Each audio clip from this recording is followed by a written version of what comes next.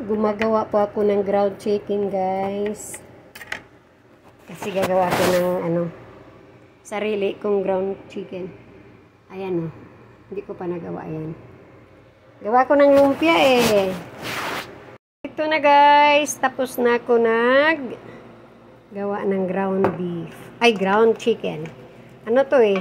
Organic chicken. Ito na, guys. Lutuin ko na. Habang niluluto natin itong meat, chicken meat, ayusin ko rin yung sangkap nito. Ayan. Ito yung hihalo ko, guys. Pati itong malaking Ito yung nakuha ko sa garden. Chop-chop ko yan para ilagay sa ito.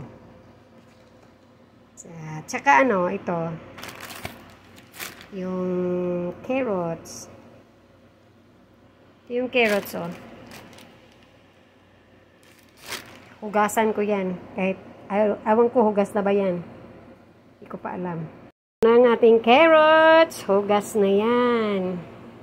Ito na, guys. Yung panghalo ko.